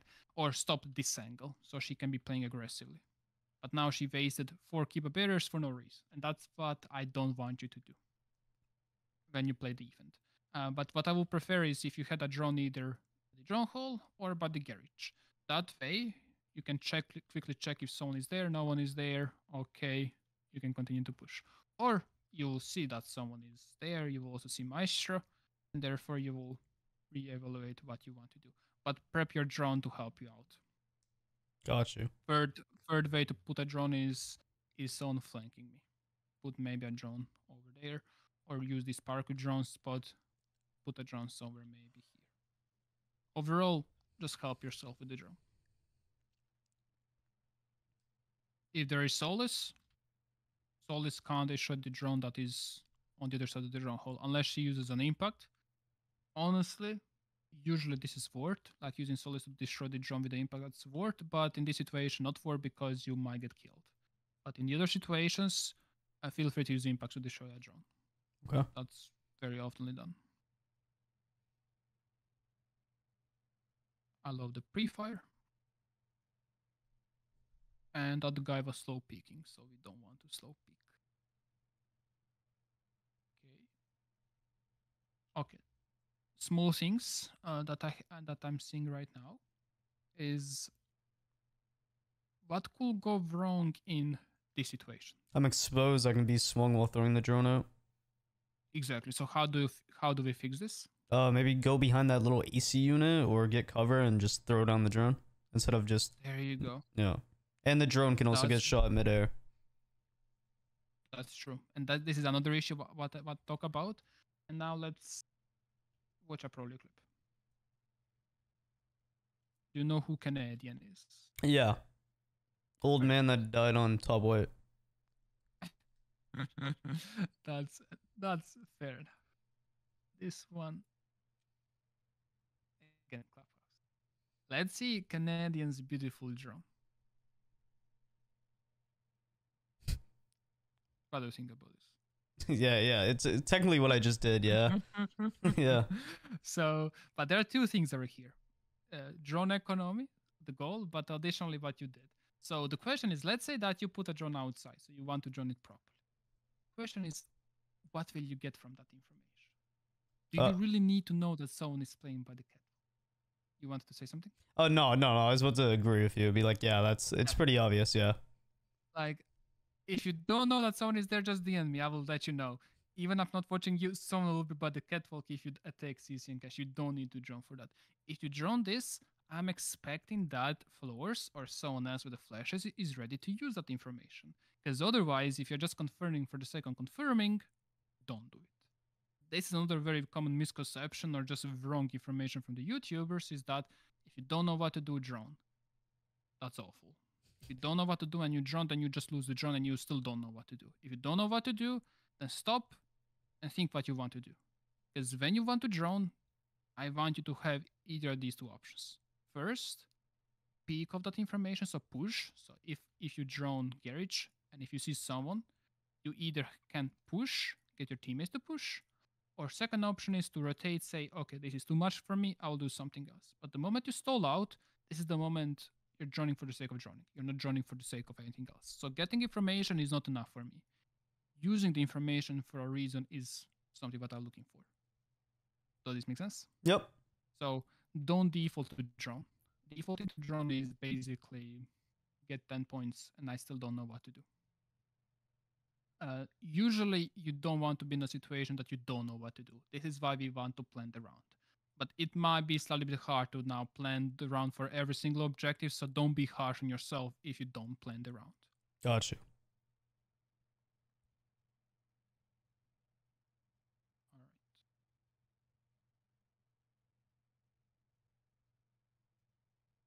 Generally, try to avoid vaulting in. Yeah. Vaulting over. Is there any reason why you're focused on this angle? To be Why do you want honest, to- yeah, to be honest, I was just thinking about if I was a defender in this situation, how might I be positioned? So, like, as we see right here, we have Maestro and Cade there, and then Azami actually just died Rafters. So, yeah, I was thinking, because, like, Azami died Rafters, that there's only two angles, possibly, that these guys might be, and that's going to be Cubby, and that's going to be Red, or Construction. So, I just gambled, to be honest. Okay. So, in your POV, we don't know where defenders are, so we can't just. Okay, I love that you're assuming red. That's very good. Cub is also a very good assumption. My assumption also could be Metal trying to play aggressively, or maybe Belgium about to run out. That's a possibility, but you have a disclaimer for that, so that's good. So, if the idea is that no one is a carriage, is there any reason to play this aggressively? No, technically no. Yeah, so we don't need to play aggressively. What you need to do is, when your team is ready to push in, you vault over and pre-fire this door. Because your teammates, you need to trust your teammates. Your teammates will have this, and tell to your teammate if they're talking, just check this. I mean, you all even have a drone. Perfect. You have a drone. You don't need to watch that. And just wait your teammates to start pushing, so you can vault over and pre-fire. Got you. Termite, do you have any utility? Yes, he does. Smokes. Can you smoke this for me? And when he smokes, don't immediately vault in, because I can guarantee you they will be spraying for the smoke. Overall, don't play this aggressive. My biggest issue is that you're extremely exposed from these angles. So they might kill this person, especially that he's not watching it, and then basically continues to push and you're dead. Right? They can see you, can't see them. So don't play aggressive, not necessary. Got you.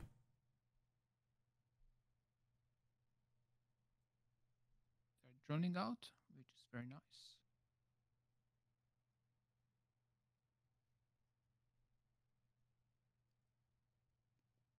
This is a little bit of the thing, but one thing to mention, this is second time happening.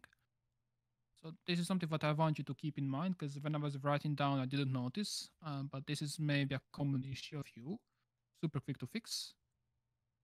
I did not pause at the right time. I mean, again, your mechanics are good, but these small things will matter a lot. Yep. What's wrong here? I'm not ADS'd. There you go. So this is the second time.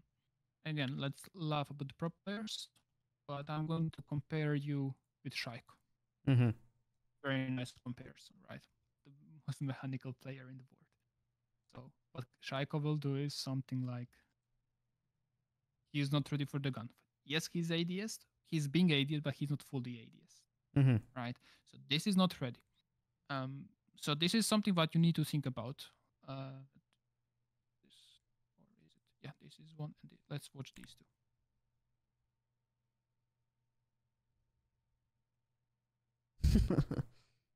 Guess what happens next? You get shit on? Bye bye. Oh. This was finals. This was finals. Just Damn. saying. Then let's see this one. This was when cooking nades was still a thing. But just Ooh. don't think about cooking nades. Think about reloading and checking new angles. Think about you vaulting over the window. Any animation. Or let's think about this. Let's do this now. The mirror window is open up. Try to count how many times he does the not ready mentality. Okay? Mm-hmm.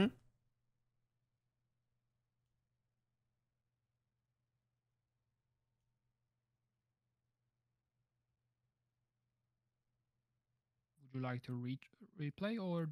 Yeah, one more time. Of course.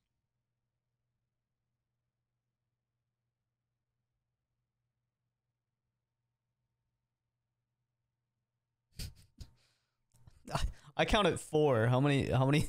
Very good. I also counted 4. So I'm going to count where I did, and if you did something extra, perfect. So first he stands up. That's 1. Yeah. Secondly, he picks. Why would you pick the window?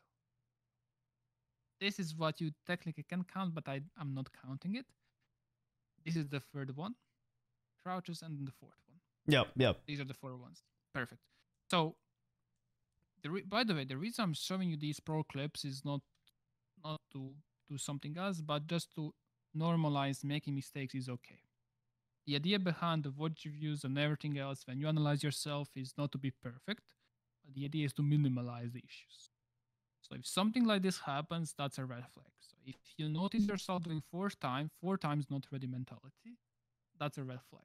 It's time to, okay, I need to fix this issue. Whenever you do a not ready mentality, you're giving them extra time to react. Basically, the Shaiko, if you remember, gave him maybe 100 milliseconds. You with the Zofia, you're giving Kaid probably half a second extra to react. These are huge things. Like imagine if you have a reaction time of 700 milliseconds. Man, you're ready for retirement, right? So, but that's the thing. And now if you keep doing that, you're literally asking yourself to get killed. Like imagine picking 4 different angles and you have 700 milliseconds reaction time. That's huge. So if it happens once, happens twice, that's fine. It's okay. It happened. Should not have happened, but it's fine. It's going to happen because pros do that. Therefore, I really can't expect to be better than pro players. Mm. And these are like fundamental things. So the main reason I'm showing you the pro clips is to understand. Don't aim to be perfect. Like it's impossible to be perfect. We want to be perfect, but it's impossible. So I will talk about how to fix these issues. It's going to be very quick. But when you fix these issues, don't go for it never happened. Rather go for it happens just once in a round. And at that moment, that's good. I'll focus on something else next time. Okay? Got you. Awesome. And now the round is won. Do you even need to jump back? I think this was more of you were afraid. But honestly, I think you're better off keep pushing 13 bullets. Oh, You don't need more. to be honest, like the whole reason why I jumped in the first place because I counted Cade's bullets and I'm pretty sure he was low on bullets. So at that point, I kind of thought in my head, well, the last person is Maestro. He might have bubbles up, which because I didn't clear. My thought process was like, we have the security of like someone on flat, and then my thermite can just run in, maybe smoke off, or even stun out, and then we can just get a plant, and then I can just hold like the red angle. I will be literally here because as you're vaulting over, kind of being exposed. Yeah, my ass can get shot. Yeah. So if he's on the bubbles, I mean, most likely the defenders will be, but if he's on the bubbles, even better. You can safely go here, right? You can say, do you have impacts? You have impacts. Yeah, I have 2. Impact this and go back. Go there. Gotcha. This is reinforced. That's why. But vaulting over, just extra exposing yourself. Especially now that you need to go for the retrade. Like now Thermite goes for the retrade and thankfully he gets killed. Imagine if Maestro kills Thermite. You're in a 1 versus 1. Right. Very awkward situation. And especially that you know that you're not supposed to lose the 3 versus 1 and now the whole team is watching you. And if you lose the 3 versus 1, I had that Dremel guy who lost. I mean, obviously, it won't be on you, it will be on nature. But overall, even for that reason, don't jump away. Gotcha. 13 bullets, time to commit fully. Okay? Yeah, no, that makes sense. Awesome. Now let's go back to goals. But all right. Before we jump to goals, this is going to probably take maybe 5 to 10 minutes. Nope. Do you have any questions for me? Oh no, I feel like any questions I did ask, and you were very good at explaining exactly like what you've written down and like answer my questions. Awesome. All right. Then let's talk about the goals. So we talked about this. We talked about this. We talked about this. Preparation phase Jones. We talked about it, and we talked about these 2. We didn't only talk about the aggressive versus passive. Now, as I mentioned in the comments, this is a bigger topic to talk about. But right now, whenever you feel that you are at a disadvantage, then play non-default. Non-default. Non-default, which means on defense, play flank, play red position, something that they don't expect, and you take usually rotate. And if you feel that you're the advantage, then it's time to play default, something to be expected. But the thing is, they can't do anything about that. For example, let's say it's a 3 versus 3, but you're behind a mirror window, and they don't have Ash, and they can't deal with the mirror window. I mean, they will expect someone to be behind a mirror window, but what can they do about that, right? So, like, playing sometimes expect this fine as long as you have the advantage. Now, we all hate feel, but this feel is actually not going to be feel. It's going to be, but it takes a little bit more time to explain. But right now, when you feel that you're at a disadvantage, I mean, man advantage, time disadvantage, then this is the decision you need to make to play either aggressive, passive, or something in between. If you're not 100% sure, then you can play both. If you're at a huge advantage, let's say it's a 5 versus 2, then an answer is obvious. Don't peek. Don't give them 1 versus 1, and vice versa. Okay. Yeah. All right. And now let's think about this. So another goal that could be is not ready mentality. Like, just think about the pro players.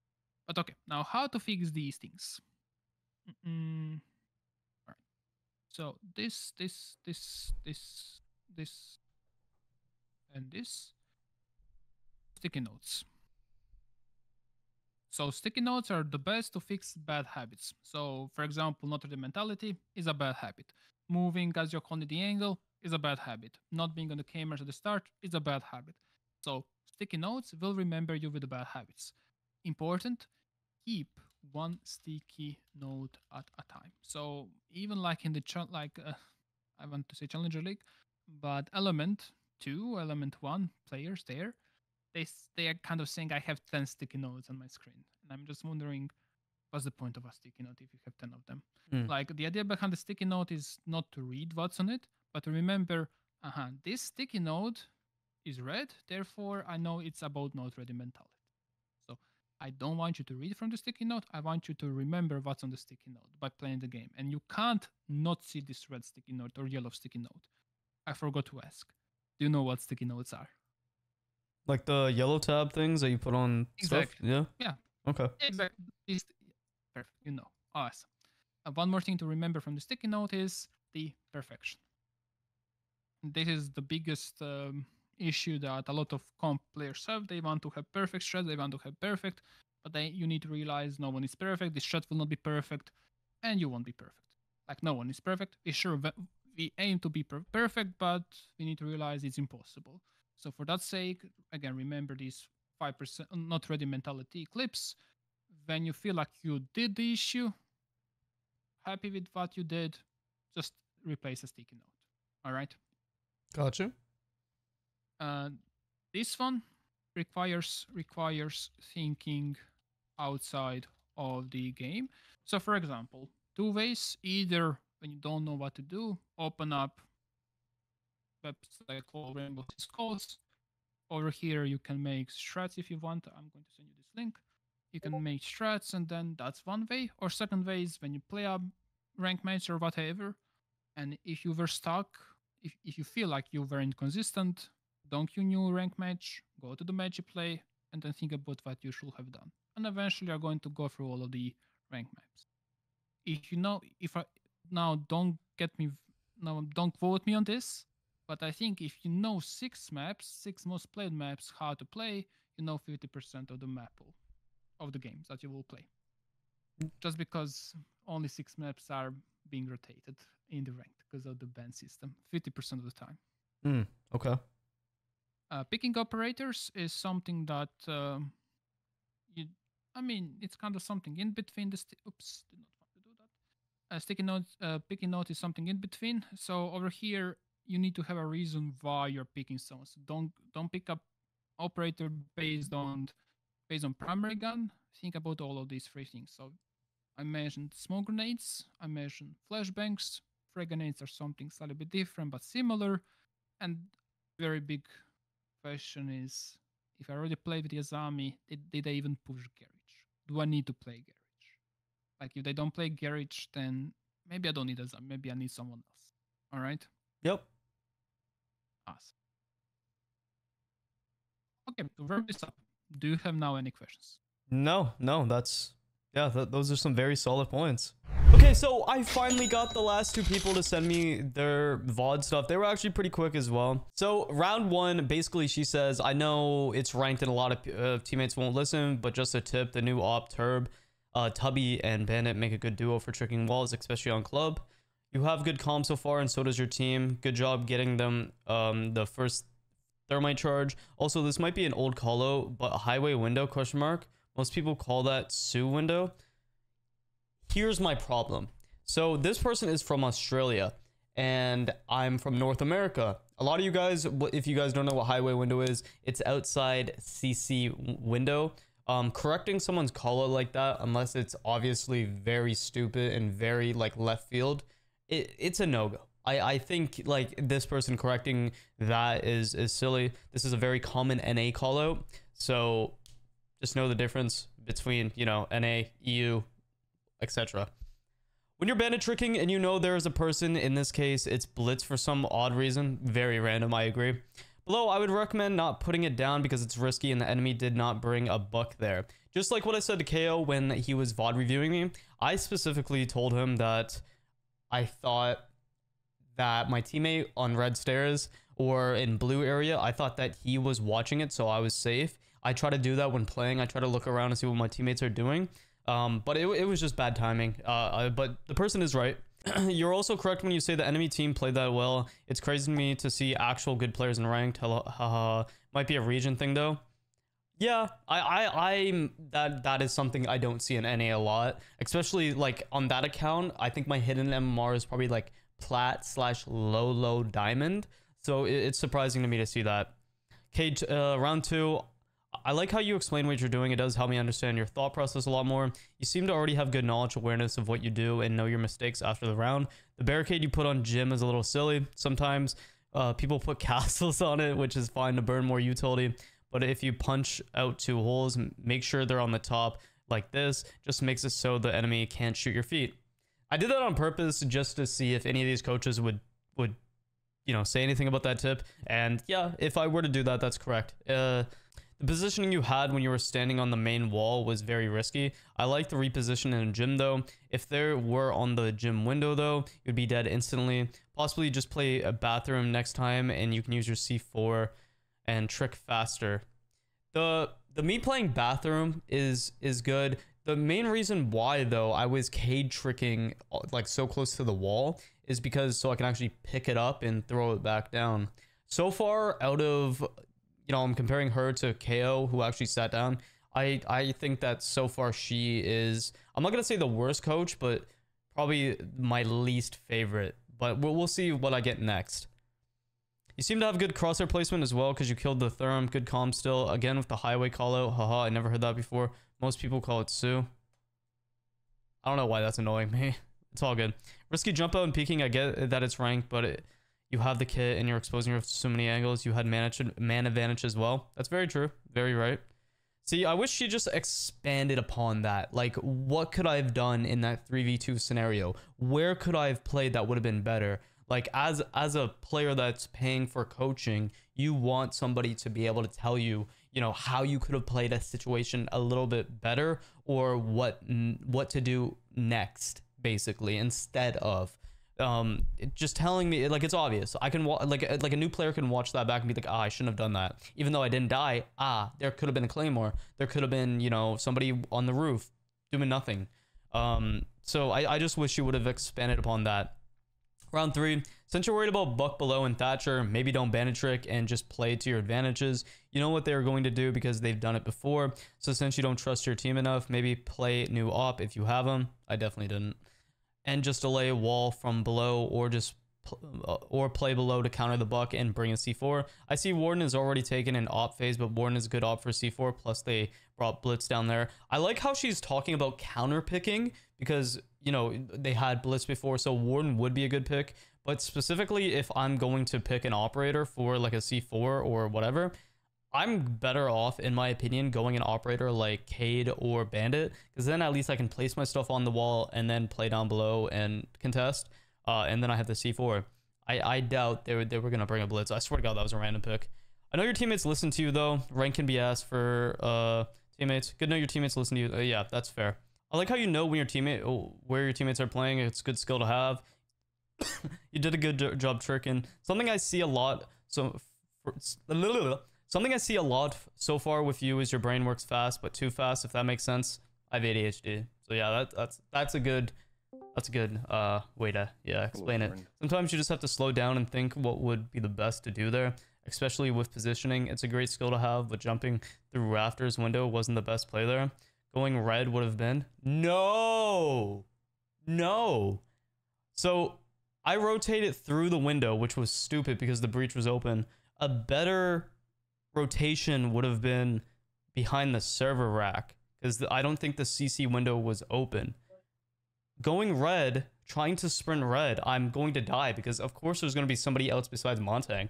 Thermite was just right there. Good comms after you die, although you said your team, they were planning defaults. I'm pretty sure Thermite had kit, so you might have been wrong. I could have been. That's valid. I definitely could have been. I thought I saw him crossover to run to default. Unlucky with the spawn, just a bit of wasted time. Yeah, I missed my, I thought I spawned in the right spot. Okay, there's a lot to unpack here, holy moly. The main breach was open straight away and no comms from it, which isn't obviously your fault. The general take for gym is CCTV side and opening both CC walls plus gym. You need a lot more map control to take a gym, but sometimes it's good to take gym and rush. Here's my thing with this, because we're talking about average ranked. So the default take is and isn't getting both walls. It's more situational of how the defenders are playing. If I have defenders playing in cash right now, right, and they reinforce all these 3 walls, all the 5 walls actually, and keep head holes for con, and then they reinforce server, that's, I mean, not the server, the flat wall, that's when you would open it. But usually a lot of teams, especially in this low rank, would usually just open up the soft wall, take garage control, and kind of get a sandwich effect. She is right in terms of like the positioning, because the positioning was kind of wild. There was 3 of us on 1 breach, which was wrong. Vaulting up onto the table was a very idea. The castle could have swung and killed you regardless if Therm was watching. Good claymore kill. All this would have taken is someone rotating the main stairs window and just killing both castle and clash when you stun both of them. But this does take some coordination, which is harder in ranked. So what's interesting is the difference between what she says and KO. KO told me that I should go through basically strip, go up main, and try to, you know, get a pinch, because basically my body there is just stacking up, and it's like you have no pinch effect, and any good team isn't going to be able to, you know, just like attack against a good defending team. So it's just like the solo queue aspect. Like you're not relying on teammates and relying on them on the same time, especially when coaching. It's hard to really give somebody advice where you're kind of like throwing it off to the side and be like, yeah, I need this, you need your teammates to like coordinate and go main. But I like she is basically giving me a better option of like, maybe next time I can tell my teammates to do that. That clash is very fast for some reason, might be cheating. Yeah, I thought she was cheating. Good cover for planning comms. Maybe hold a tighter angle next time. Yeah, because I was wiggling back and forth. You expose yourself to so many angles here. It makes me want to curl up. For real, if you get swung here, you're dead. Very right, very right. I think what I was trying to do there was show that I was Zofia stunning. Yeah. I'm not sure if you heard the Cade running away because the audio is quiet on my end, but that was a very risky jump in. I understand it's ranked, but he could have fried you so easily there. So I counted the bullets of Cade, and then I heard him like shuffling. So I was assuming that after he sprayed his mag, I would have enough time to jump in and shoot. KO was very right when he said that I should have ADS'd while jumping in, because that does make sense. Basement round when I was buck, good comms and IGLing a bit, which is nice to see. This round is really great from your team and from you. I don't think there's much to say since it's already kind of perfect. The only thing I would say is to make a lot more vert than you did, but still good. It was still good. Vert especially above the main stairs default cam. The last thing she said is correct, and it's good. I should have made vert for main stairs, so somebody, if they were going to swing short haul or long haul, they would feel pressured. And you know, I can also shoot the default cam, which is also very helpful for anybody going down main. But in terms of how much vert I should make is wrong, in my personal opinion. Because when you're playing kitchen, you're in a very compressed area, and you feel very overwhelmed because of all the amount of angles that you have to worry about. And if you make everything like lines of sight, you have no cover. So that's why the way I made vert, I'm not gonna lie, I think it was perfect, and I think I did it the proper way. I made vert holes where it was needed, and I didn't make everything lines of sight, because if I do that, I can't play anywhere where I feel, you know, covered. Conclusion, to me, you don't seem plat. I think if I was you, I would have been around the high emerald / mid diamond, but I know you could definitely hit diamond. I think you excel at playing competitively in a team as well. You already got a good awareness, comms, crosshair placement, etc. A lot of good stuff. You don't seem to be a really flicky high sense player, which makes you excel in the things listed. I think you would really enjoy playing the new op. I gave you a video to help you understand him a bit. He both tricks hatches and walls. You need to start putting your... You need to start...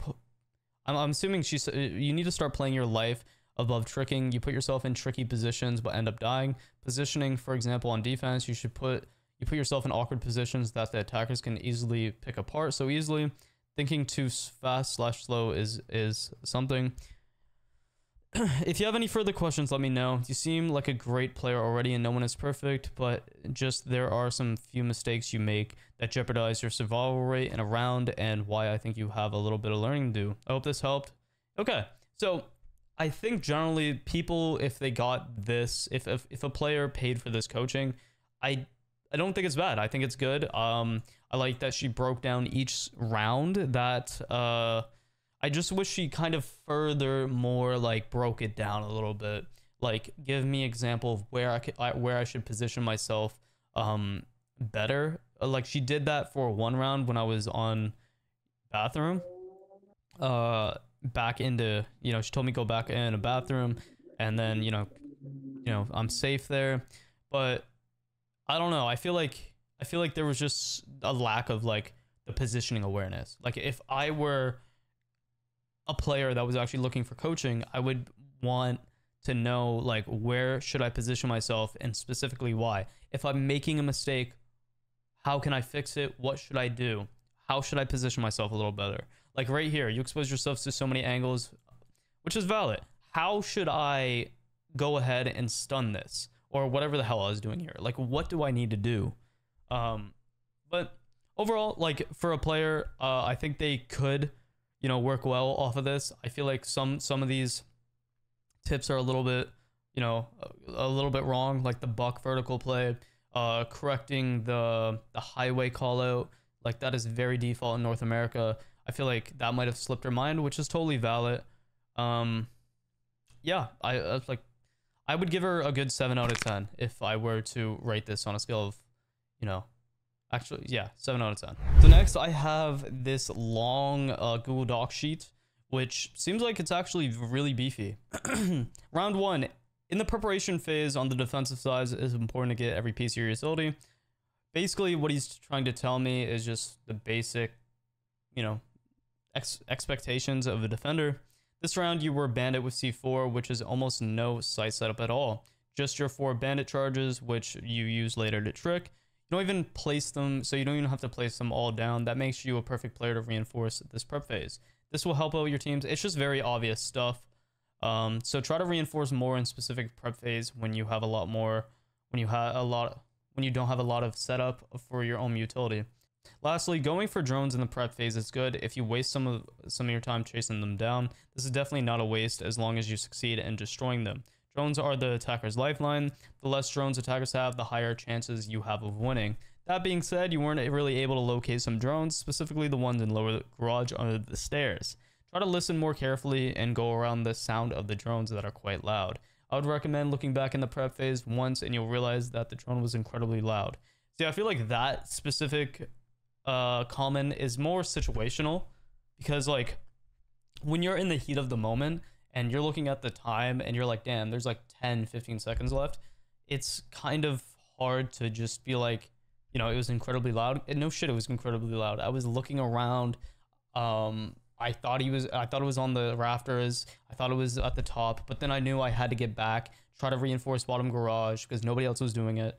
And yeah, so I was panicking. So yeah, I don't know. It's just one of those things in the heat of the moment.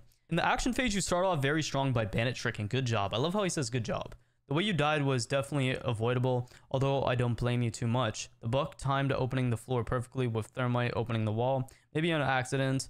Then he opened right away where you were tricking, killing you instantly. I would see why you went for the bandit trick, even though a P12 pistol just shot every charger off the wall right before.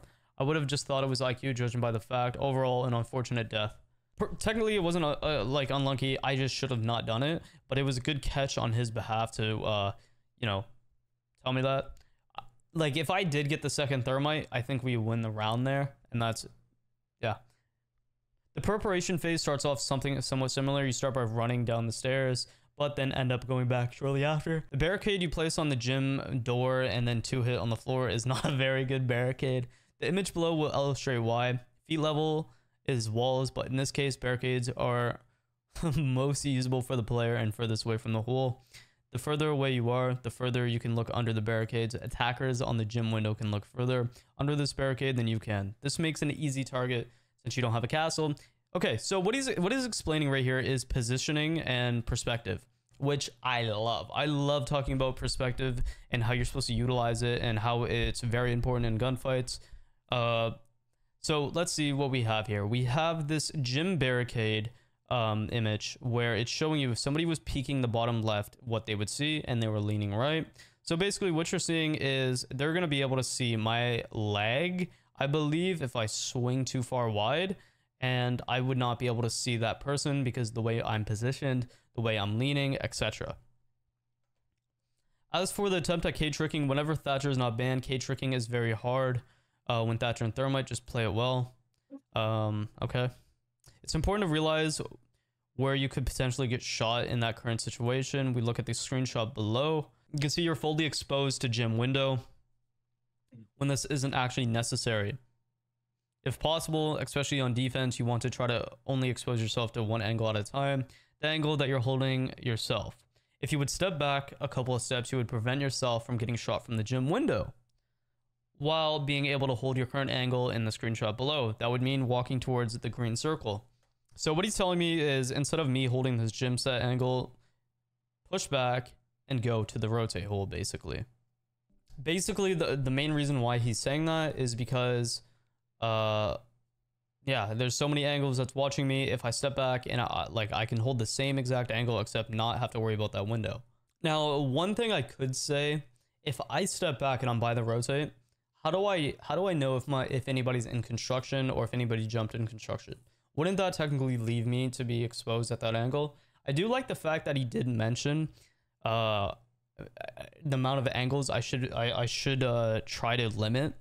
So being exposed by one is fine, but being exposed by, you know, 2 or more is a little bit hectic. Basically, he sums it up by saying the reason why I died in that round is because I was indecisive. I was swapping too many angles, kept re-peeking and quick peeking. It is a lot. Don't get me wrong, quick peeking is incredibly important. However, the moment you take over an angle, it's clear you are way better off holding and stop quick peeking. Watch back when you died here, you held the angle, then right before he peeked, you gave it up. You then realize he just peeked and now you try to swing again, but you were too late. Thatcher now took over the angle and pre-fired you. Next time, position yourself in a safe spot and hold a very tight peek. That would have gotten you the kill on Thatcher and would have saved your life. Interesting insight. But he says, make sure I spawn where you're actually spawning. Yeah, I messed that up. When you face a clash with the castle behind you, you obviously have one of the best counters, Sophia's stun. You did realize and use them. However, I feel like you used them a bit too overrushed. That's true. If you coordinated this a little bit better with your teammates, you should have been able to kill them. One of your teammates, after you've stunned, especially the first stun, you shot a little bit too fast. First one I definitely did, yeah. Communicate with your teammates and stun. Make sure they're ready to capitalize. You end up the round covering your teammate when he was planning and end up getting killed, so well played there. He didn't mention positioning at all in that round because the positioning was pretty ass. 3 of us on Jacuzzi, very bad. Also didn't mention about me peeking, like moving while peeking, but I don't know. That could be like maybe a personal preference. In this prep phase, you end up getting your drone destroyed. It's mainly because you want him to garage very fast. Very true. Very true. Nice kill on the tubby playing on the main wall early. Next time, to make it better, try only using one stun. But that's a bit of a nitpick and nice kill and use utility. I disagree there, because the reason why I used 2 stuns was the first stun was for anybody bandit tricking, and once I knew that it didn't immediately go off, I knew I was good. So then that's why once I knew there was a tubby, I pulled up my other stun and I stunned close, which forced him to back up and which got me the kill. So that I disagree with.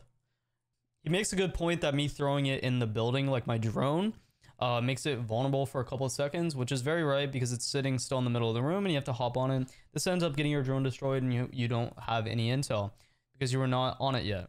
It's a lot smarter to jump it through the window when you're already on it. This way you can actually see the defender. Yeah. He doesn't mention anything about the K jump in or anything else like following the most important parts of that round, which was getting the plant down or trying to execute that plant down. Or me repositioning out of the window, which is kind of interesting. This round was, in my opinion, which is the buck round, perfectly played by you. You played it very smart, opening the right holes in the kitchen floor using your gong 6, and lastly rotating to the right side dependent on where the last defender was. Great round and well done. I would have liked a little bit more nitpicking, I would say, overall, or some just something for the last round, because like, can a round really be perfectly played? Was it perfectly played? I don't know if looking back, was it the round perfectly played? But that was this guy. Now I think overall I would give this guy a good solid 7 as well. It's hard to really rate these. I'm trying to compare them, but I'm just gonna give him a 7 as well. Like he was fast with the delivery as well. But there are some things like I like the fact that he talks about point of view, like perspective, and he talks about, you know, angles, which is very solid. But I feel like, I guess the hard thing about these rounds or these VOD reviews is they don't know what's going inside my head or of the player's head. So I guess that's the fault of doing VOD reviews as well, and not being able to sit down and actually talk to them, because I just sent these guys, you know, the VOD, and they wrote me up a Google Docs, and that was it.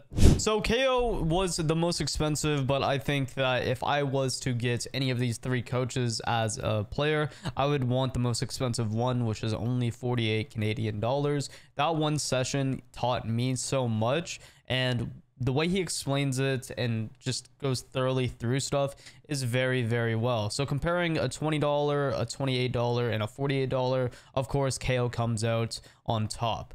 If I was to get coaching from literally anybody that's not a pro player or a literal pro coach that's active right now, it would be from him. So anybody on Fiverr, I would just suggest going to him. Besides that, guys, if you guys enjoyed the video, make sure that you guys like, sub, and comment. And thank you so much for watching to the very end. Let me know down in the comments who made it to the very end, because this is a long video.